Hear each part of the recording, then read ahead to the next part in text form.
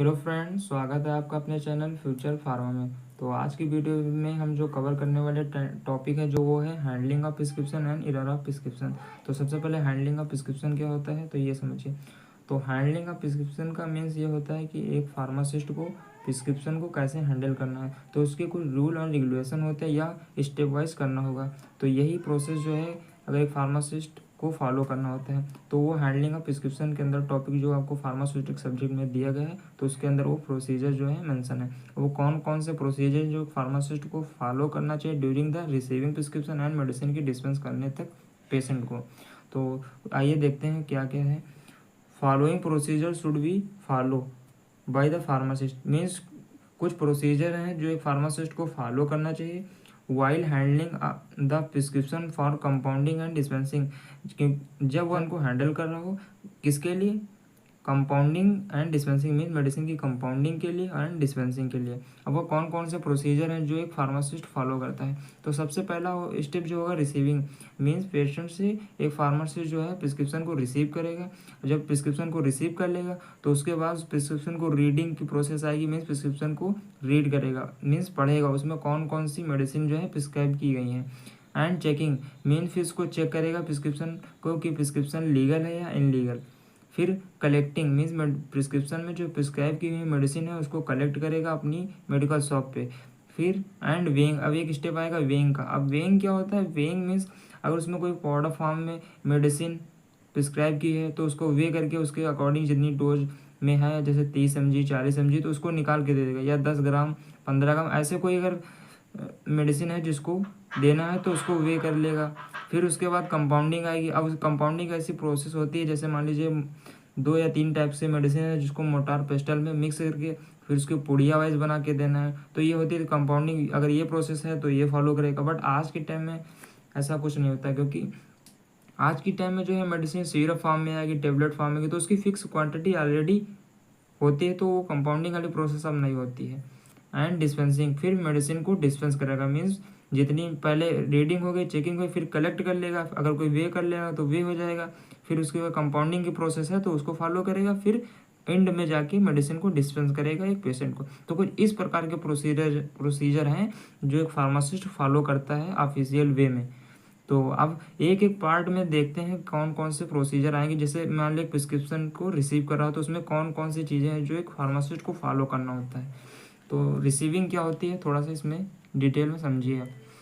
तो receiving the prescription should be received by pharmacist himself means receiving में ये pharmacist को रूल फॉलो करना होता है कि प्रिस्क्रिप्शन को ऑलवेज रिसीव करना चाहिए एक फार्मासिस्ट के उधर। अब फार्मासिस्ट जो मेडिकल पे होता है तो अगर मान लीजिए वहाँ कोई पेशेंट पहुँचा तो ये उसको करना चाहिए कि फार्मासिस्ट ही जो हो वो प्रिस्क्रिप्शन को रिसीव करे फार्मासिस्ट मीन्स पेशेंट से। तो वाइल रिसीविंग आ प्रिस्क्रिप्शन मीन्स जब एक प्रिस्क्रिप्शन को रिसीव करे एक pharmacist should not change his facial expression. जैसे मान लो उसको प्रिस्क्रिप्शन उस पेशेंट से रिसीव किया तो उसका फेशियल जो स्वभाव है फार्मासिस्ट का वो नहीं चेंज होना चाहिए। It can give negative expression to the patient means अगर वो प्रिस्क्रिप्शन लेने के बाद अपना फेशियल एक्सप्रेशन चेंज कर रहा है, जैसे कि मान लो पेशेंट आया तो आप सिंपल वे में फार्मासिस्ट था, बट अगर वो प्रिस्क्रिप्शन को ले लिया उसके बाद अपना फेशियल एक्सप्रेशन चेंज कर देता है तो इससे एक फार्मासिस्ट पर निगेटिव इफेक्ट जाता है। और निगेटिव इफेक्ट कैसे जाएगा, मान ली उसने आपको प्रिस्क्रिप्शन अपना दिया बट आपने एक्सप्रेशन चेंज कर दिया तो उसको ये लगेगा कि मेडिसिन में जो मीन्स प्रिस्क्रिप्शन में जो मेडिसिन प्रिस्क्राइब की हैं वो तो आप या तो उसको नहीं समझ में आई है। मीन्स एक पेशेंट ये सोच सकता है कि फार्मासिस्ट को जो प्रिस्क्रिप्शन में मेडिसिन प्रिस्क्राइब की है वो ना समझ में आई हो, या कुछ ऐसी डिजीज है जिसको देख के फार्मासिस्ट को घबराहट सी हो गई है। तो कुछ इस प्रकार के पेशेंट के अंदर थॉट्स आ सकते हैं, तो इसलिए एक फार्मासिस्ट का ये दायित्व होता है कि वह अपने फेशियल एक्सप्रेशन को चेंज ना करे। तो ये कुछ प्रोसीजर होता है रिसीविंग के टाइम एक फार्मासिस्ट को फॉलो करना होता है। इसके बाद का जो प्रोसीजर सेकेंड प्रोसीजर वो होता है हैंडलिंग एंड चेकिंग। तो अब हैंडलिंग और चेकिंग के टाइम क्या करना होता है फार्मासिस्ट को, ये सेकेंड स्टेप में करना होता है। अब कौन कौन से प्रोसीजर हैं इसमें सेकेंड स्टेप पे। तो the prescription is checked for legality and legibility means एक प्रिस्क्रिप्शन को चेक करना चाहिए उसकी लीगलिटी एंड लिजिबिलिटी। अब ये एक फार्मासिस्ट जैसे मान लीजिए सबसे पहला स्टेप होगा रिसीविंग। अब जब प्रिस्क्रिप्शन रिसीव कर लेगा फिर उसको रीड करना होगा एंड चेक करना होगा। अब चेकिंग के टाइम उसको दो प्रोसेस पहले चेक करेगा लीगलिटी मीन्स प्रिस्क्रिप्शन लीगल है, और एलिजिबिलिटी फिर ये इसके बाद चेक करेगा। तो सबसे पहले लीगलिटी क्या होती है ये देखिए, a prescription is legal means एक प्रिस्क्रिप्शन जो है लीगल होगा कब, when it is written by RMP means जब वह रिटन होगा एक आरएमपी द्वारा। मीन्स अब आरएमपी कौन होता है, RMP means registered medical practitioner. आप आरएमपी को दूसरे नाम डॉक्टर भी बोल सकते हैं, या फिजिशियन भी बोल सकते हैं, या डेंटिस्ट बोल सकते हैं। अब आरएमपी और डॉक्टर ये कैसे बनते हैं, तो जो MBBS हो जाता है उसके बाद ये अथॉरिटी हो जाती है, मीन्स ये लीगल हो जाते हैं एक प्रिस्क्रिप्शन को प्रिस्क्राइब करने के लिए एक पेशेंट के लिए। तो ये होता है आरएमपी और डॉक्टर। अगर एक प्रिस्क्रिप्शन लीगल तब होगा जब ये इनके द्वारा लिखा जाएगा। अब इसके बाद has all the required information means कुछ ऐसी रिक्वायरमेंट इंफॉर्मेशन हो जो प्रिस्क्रिप्शन में प्रिस्क्राइब होगा तभी प्रिस्क्रिप्शन एक लीगल माना जाएगा। अब वो कौन कौन सी इंफॉर्मेशन है, जैसे मान लीजिए एक मेडिसिन को प्रिस्क्राइब किया तो मेडिसिन का प्रॉपर नेम उसमें मेंशन होना चाहिए, फिर उसको कितनी डोज एक पेशेंट को प्रिस्क्राइब करनी ये मेंशन होना चाहिए, फिर उसमें कितनी मान लीजिए टेबलेट है तो उसमें कितनी टेबलेट है वो मेंशन होना चाहिए। तो इस प्रकार की कुछ रिक्वायर्ड इंफॉर्मेशन है जो एक प्रिस्क्रिप्शन में फार्मासी एक प्रिस्क्राइबर द्वारा मीन्स डॉक्टर द्वारा मेंशन कर देना चाहिए। तो यहाँ पे चेक कर लेगा लीगलिटी, फिर अब उसके बाद उसको एलिजिबिलिटी वाली प्रॉब्लम आ सकती है। अब एलिजिबिलिटी क्या है, एलिजिबिलिटी की इसके टर्म की बात की जाए तो स्पष्टता मीन्स प्रिस्क्रिप्शन कितना स्पष्ट है। Eligibility is a problem which required alternate and critical judgement by the pharmacist means eligibility का ऐसी प्रॉब्लम होती है किया। अब वहाँ पे मान लीजिए प्रिस्क्रिप्शन में उसको कुछ समझ ना आया, कोई मेडिसिन ऐसे है जो उसको समझ में आई, तो फार्मासिस्ट अपने अकॉर्डिंग अगर वो मेडिसिन को उसी से रिलेटेड कुछ उसको समझ में उसने प्रिस्क्राइब कर दी तो वहाँ पे प्रॉब्लम क्रिएट हो सकती है। अब ये इशू उसको क्यों नहीं समझ में, ये क्या है तो ये देखिए, this issue is arise due to poor handwriting and similarity in name of medicine means जो ये उसको ना समझ में आने का इशू इराइज हुआ वो इसलिए हो सकता है poor hand writing means doctor की जो राइटिंग होती है तो आप तो समझते हैं, मान लीजिए उसने कोई ऐसे प्रिस्क्राइब कर दिया जैसे ऐसे कुछ लिख दिया बट उसको पी तो समझ में, उसके आगे की प्रोसेस जो उसमें जो मेडिसिन का नाम था वो नहीं समझ में आया। अब उसको पी से कुछ समझ में आया तो उसने प्रिस्क्राइब कर दिया, तो यहाँ पे प्रॉब्लम है। अब उसकी जो राइटिंग है एक डॉक्टर की वो पुअर राइटिंग है, वो प्रॉब्लम क्रिएट कर सकती है।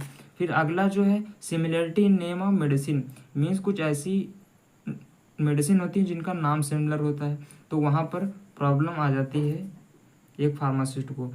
तो ये सेकेंड प्रोसीजर हो जाता है रीडिंग एंड चेकिंग। अब जो थर्ड प्रोसीजर आएगा जब इतनी प्रोसेस हो जाएगी फिर आएगा कलेक्टिंग। अब कलेक्टिंग के टाइम क्या करना होता है एक फार्मासिस्ट को, before compounding the prescription means prescription की कंपाउंडिंग के पहले क्या करना होगा,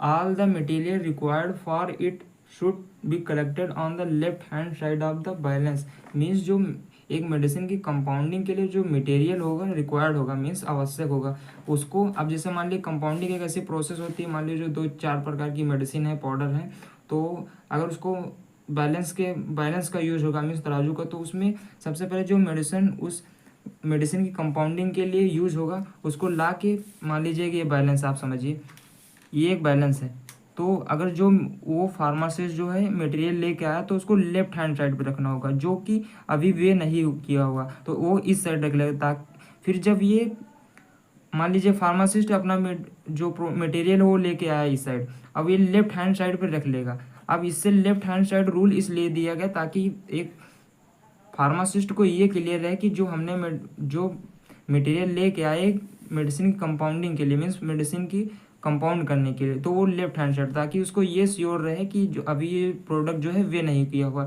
फिर इसके अगला वाला पॉइंट जो है after weighing all the material means जब यही प्रोडक्ट जो है वे कर लेगा, ये वाला जो प्रोडक्ट यहाँ पे लेके आया रखा तो ये जब वे हो जाएगा after weighing all the material, जब जो मटेरियल है वे हो जाएगा, if it should be shifted on the right hand side of the balance means जो ये प्रोडक्ट यहाँ पे लेके आया अगर ये वे हो गया तो इसको राइट हैंड साइड अपने राइट हैंड साइड पे तराजू बैलेंस के रख देगा ताकि वो इस बात से श्योर रहे कि ये मटेरियल जो है वे हो गया है और जो राइट हैंड साइड पे है मीन्स लेफ्ट हैंड साइड पे जो है वो वे नहीं हुआ है, जो राइट हैंड साइड पे है वो वे हो गया, तो यहाँ पे कंफ्यूजन नहीं क्रिएट होगी। इसलिए ये प्रोसीजर एक फार्मासिस्ट को फॉलो करना होता है। तो ये यहाँ पे हो जाएगी कलेक्टिंग मीन्स मेडिसिन की जो कलेक्टिंग है वो प्रोसेस यहाँ पर डन हो जाएगी।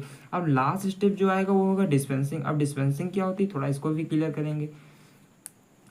तो dispensing means compounding. Dispensing means आप समझिए, डिस्पेंसिंग ऐसी प्रोसेस होगी जब प्रिस्क्रिप्शन में प्रिस्क्राइब की मेडिसिन जो कंपाउंडिंग कलेक्टिंग हो जाएगी उसके बाद एक पेशेंट को देना होगा। अब इसमें कौन कौन से प्रोसीजर हैं?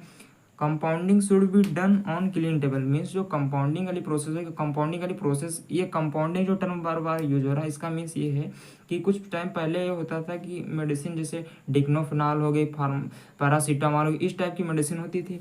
फिर उनको एक मोटार पेस्टल में लेना होता था, फिर उनको मिक्स करके पाउडर फॉर्म में ले जाके फिर उसमें जो इतनी डोज एक प्रिस्क्रिप्शन में प्रिस्क्राइब की रही होती हैं, फिर उसके अकॉर्डिंग वो पुड़िया बना देते हैं। तो ये प्रोसेस होती थी कंपाउंडिंग। अब इस प्रोसेस के दौरान कौन कौन से रूल होते हैं जो एक फार्मासिस्ट को फॉलो करने के? तो उसमें पहला होगा compounding should be done on clean table. Means compounding की प्रोसेस जो है एक ऐसी टेबल पे करना चाहिए जो फुल्ली क्लीन हो, ताकि वहाँ पे और कोई सब्सटेंस उस मेडिसिन की कंपाउंडिंग में ना इन्वॉल्व हो।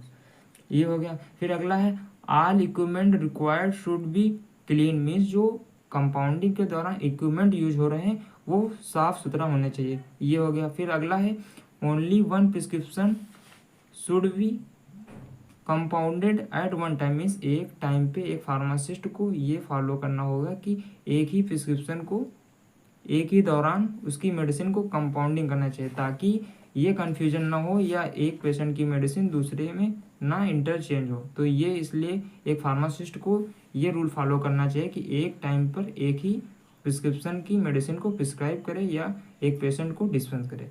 फिर and compounded medicament should be filled in suitable. Means जो कंपाउंडेड मेडिकामेंट भी हो सकता है, हमने आपको कंपाउंडिंग के टाइम बताया कि पैरासीटामॉल ये जो है, बट वहाँ पे लिक्विड फॉर्म में हो सकती है। तो वहाँ पे क्या होगा? The compounded medicament should be filled in suitable container. Means जो मेडिकामेंट है, मेडिकामेंट्स मीन्स ड्रग या एपीआई या जो है वो कंपाउंड हो गया, फिर उससे सुटेबल कंटेनर मीन्स ऐसा कंटेनर जिसमें कि वो जिसकी मान लो 10 ml मेडिकामेंट है तो उसके अकॉर्डिंग सुटेबल कंटेनर होगा जिसमें फिल कर देना चाहिए मेडिकामेंट, ताकि इधर उधर ना हो सके। या ना मान लीजिए मेडिकामेंट है इसको कंपाउंड कर लेगा, अब कंपाउंडेड को ऐसे ही रखा तो वो कंटामिनेशन की प्रॉब्लम आ सकती है, या कहीं फार्मासिस्ट की श्योर ना रहा तो उसको धक्का लग जाएगा तो साइड में गिर जाएगा। तो ये प्रोसेस होती है, इसलिए कंटेनर में फिल कर देना चाहिए। And depending upon quantity means जितना कंपाउंड जितना मेडिकामेंट है उसके अकॉर्डिंग उस कंटेनर में फिल कर देना चाहिए। फिर जो लास्ट में है उसमें the field container of suitable label. Means जो कंटेनर में मेडिकामेंट फिल किया है उसको एक सुटेबल कंटेनर द्वारा लेबल कर देना चाहिए, ताकि बाहरी रूप से मेडिसिन को पहचान की जा सके कि इस पर्टिकुलर कंटेनर में कौन सी मेडिसिन है। तो इसलिए सुटेबल लेबल लगाना चाहिए। तो ये कुछ प्रोसेस होती है हैंडलिंग ऑफ प्रिस्क्रिप्शन की। अब इसके बाद का जो टॉप एरर प्रिस्क्रिप्शन मीन्स ये समझिए कि कौन कौन से ऐसे फैक्टर हैं जिसके द्वारा एक त्रुटि, एरर मीन्स त्रुटि, कि प्रिस्क्रिप्शन में कौन कौन से ऐसे फैक्टर होंगे जिसकी वजह से प्रिस्क्रिप्शन में एरर आ सकता है। मीन्स अब वो क्या होते हैं, कौन कौन से फैक्टर होते हैं, अब देखते हैं थोड़ा डिटेल में। तो एन एरर इन प्रिस्क्रिप्शन में भी रिजल्ट। मीन्स एक एरर का प्रिस्क्रिप्शन में क्या रिजल्ट हो सकता है इन फेलियर ऑफ ट्रीटमेंट। मीन्स जो जिस प्रिस्क्रिप्शन के द्वारा एक ट्रीटमेंट प्रॉपर चल रहा था, बट अगर उसमें कोई एरर आएगा तो वो ट्रीटमेंट फेल हो जाएगा। विच कैन पॉसिबली हार्म, जिसका ये हार्म हो सकता है, मीन्स नुकसान हो सकता है एक पेशेंट को। मीन्स पेशेंट को एक प्रॉब्लम क्रिएट हो सकती है अगर उसके ट्रीटमेंट के दौरान अगर कोई एरर आ जाता है तो उसकी हेल्थ या एक पेशेंट को नुकसान हो सकता है।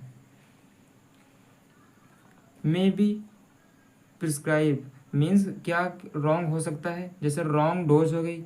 मीन्स एरर यहाँ भी आ सकता है कि मान लीजिए जो उसकी मेडिसिन की डोज है वो रॉन्ग प्रिस्क्राइब हो सकती है।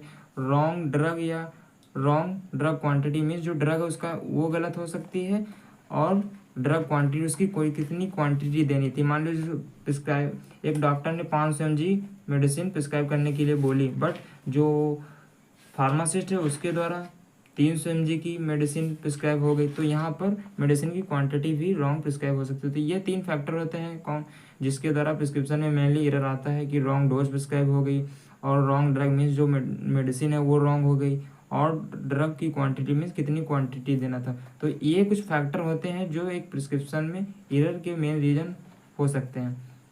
तो अब कौन कौन से सोर्स होते हैं वो देख लेते हैं कि ये एरर आ जाए जिसकी वजह से डोज कम हो जाती है और या ड्रग की क्वांटिटी। तो सबसे पहला सोर्स जो होगा abbreviation.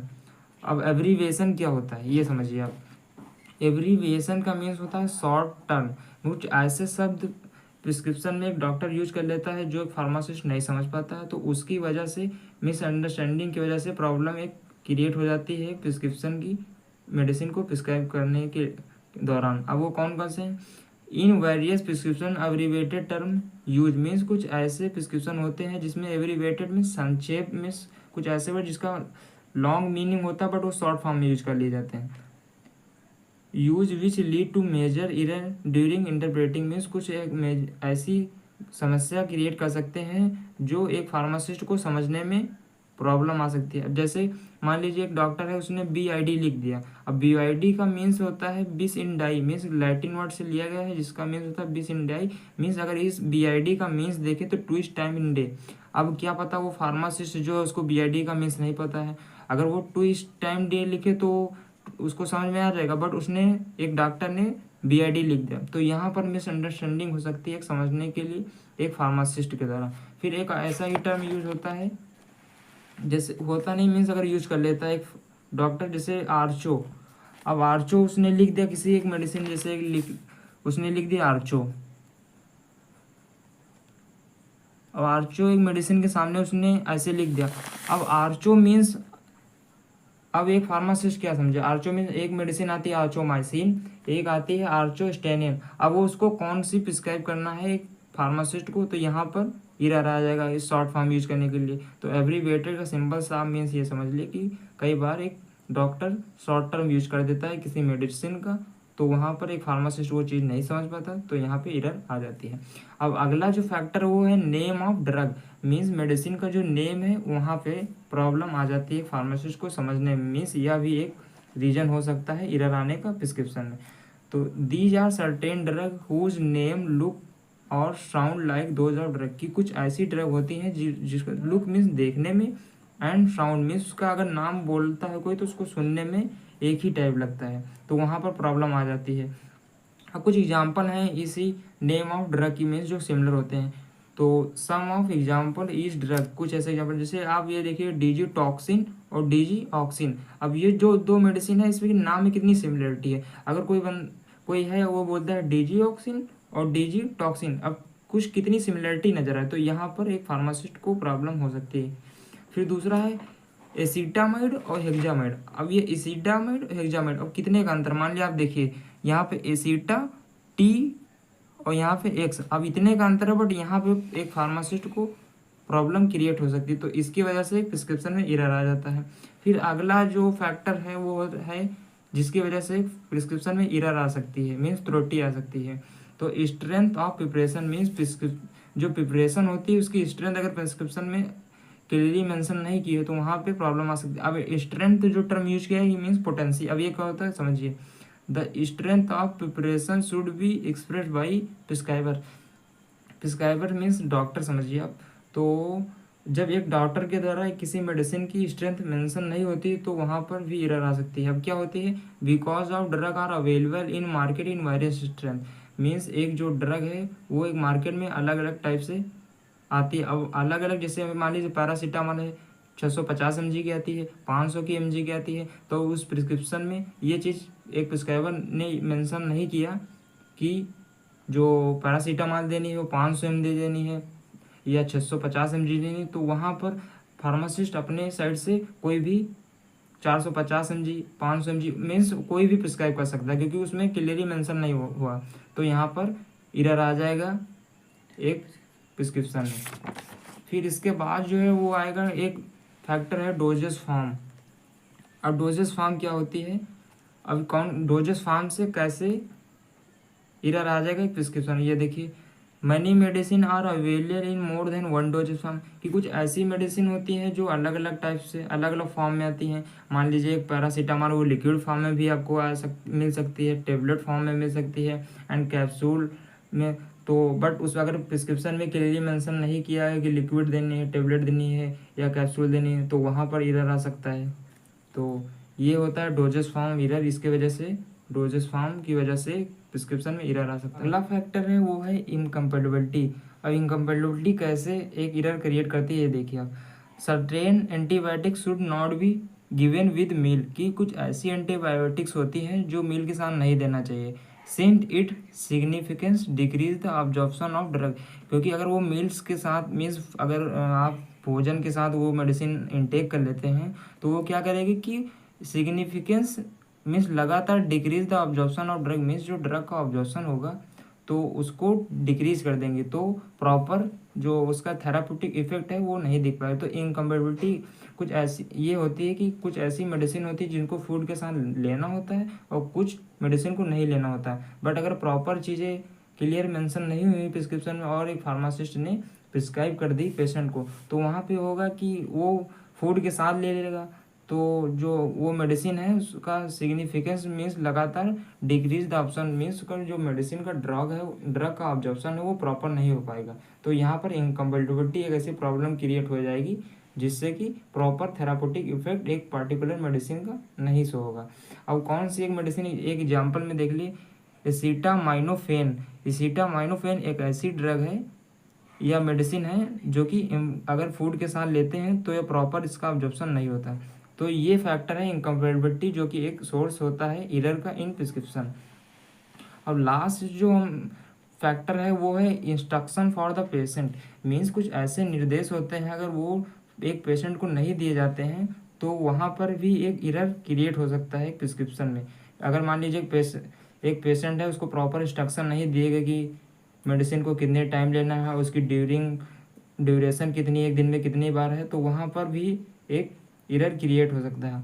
The instruction for the patient which are given in the prescription are incomplete और अमाइटेड, मीन्स उसमें आप ये समझिए कि अगर एक instruction for the patient means एक पेशेंट को अगर प्रॉपरली निर्देश नहीं दिया गया, मीन्स उससे ये नहीं बताएगा कि ये मान लीजिए मेडिसिन है पैरासीटामोल, उसे दिन में 3 बार लेना, 4 बार देना है, तो अगर ये चीज़ें प्रॉपर प्रिस्क्रिप्शन में एक डॉक्टर मेंशन नहीं करता और फार्मासिस्ट भी एक पेशेंट को अवेयर नहीं करता है तो वहाँ पर भी एक एरर क्रिएट होगा during the treatment of patient.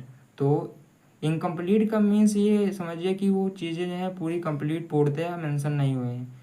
तो इस प्रकार कुछ फैक्टर हैं जो एक प्रकार से एक प्रिस्क्रिप्शन में एरर क्रिएट करते हैं।